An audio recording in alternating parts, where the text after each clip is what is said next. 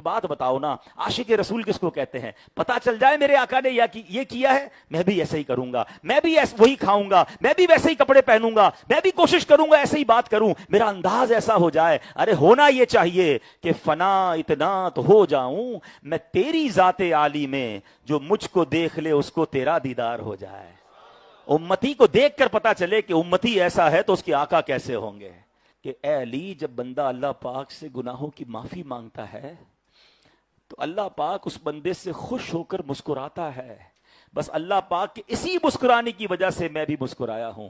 آئے نبی پاک نے جو کچھ کیا، ایچ اینڈ ایوری سٹیپ اللہ کرے کہ میں سے کریں۔ اے مولا علی کے چاہنے والوں، اے صحابہ کرام کی محبت کا دم بھرنے والوں، بتاؤ نا کہ ہم بھی سنتوں پر ایسے عمل کرتے ہیں؟ بلکہ آج تو ایک نیا فینومنا بن گیا ہے، لوگ کہتے ہیں بھائی سنتی ہے نا، فرض تو نہیں ہے۔ پہلے ایسا ہوتا نہیں تھا، مگر آج فرض نمازوں کے بعد بڑی تعداد میں لوگ چلے جاتے ہیں۔ کچھ سوشل میڈیا پہ لوگوں نے بیٹھ کر، مجھے تو سمجھ نہیں آتا ان کو ملتا کیا ہے، وہ کہتے صرف فرض پڑھا کرو۔ یار تمہاری اس ویڈیو سے سنتیں کم ہو گئی، نوافل کم ہو گئے، لوگوں کا مسجد میں سجدے کرنا کم ہو گیا، تمہیں فائدہ کیا ہوا اس سے؟ نہ جانے کیوں لوگوں کو سنتوں سے لوگ دور کر رہے ہیں۔ حالانکہ خود نبی پاک علیہ الصلوۃ والسلام فرماتے، جس کا مضمون ہے جس نے مجھ سے محبت کی، جس نے میری سنت سے محبت کی، اس نے مجھ سے محبت کی، اور جس نے مجھ سے محبت کی وہ میرے ساتھ جنت میں ہوگا۔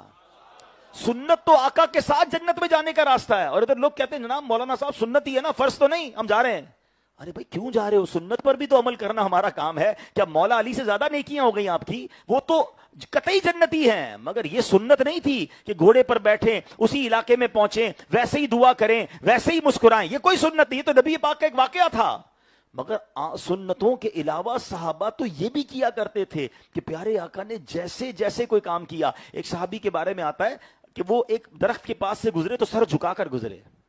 تو کسی نے کہا حضور درخت تو بہت اونچا ہے، آپ سر جھکا کے کیوں گزر رہے ہیں؟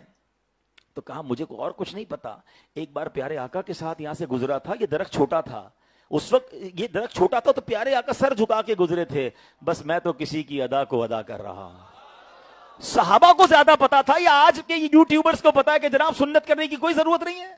وہ ادائیں ڈھونڈ ڈھونڈ کے صحابہ کرام ڈھونڈتے تھے کہ نبی پاک نے جہاں نماز پڑھی ہے، سفر میں جہاں نوافل پڑھے، صحابہ پہنچتے تھے وہاں نوافل پڑھتے تھے۔ حضرت عثمان غنی رضی اللہ تعالیٰ عنہ، ایک بار آپ نے ایک کھانا کھایا، اور کھانا کھانے کے بعد آپ نے بغیر وضو یعنی منہ ہاتھ دھوئے بغیر، یعنی فریش وضو کیے بغیر آپ نماز کے لیے چلے گئے۔ تو آپ نے بتایا کہ پیارے آقا علیہ الصلوۃ والسلام نے اس جگہ بیٹھ کر ایسا ہی کھانا کھایا تھا، پیارے آقا وضو سے تھے، فریش وضو نہیں کیا اور نماز ادا کی، تو بس میں ان کی ادا کو ادا کر رہا ہوں۔ ایسا پیار تھا صحابہ کو۔ تو پلیز یہ نہ کریں، یہ سنتیں اور نوافل ہمارے فرض کے پہرے دار ہیں۔ پہلے نفل جاتے ہیں، پھر سنتیں جاتی ہیں، پھر وتر جاتے ہیں، واجب جاتے ہیں، اور ایک وقت آتا ہے بندے کی فرض بھی چلے جاتے ہیں۔ آپ دیکھ لیں جو سنتوں اور نوافل کا پابند ہوگا اس کی کبھی فرض نماز قضا نہیں ہوگی۔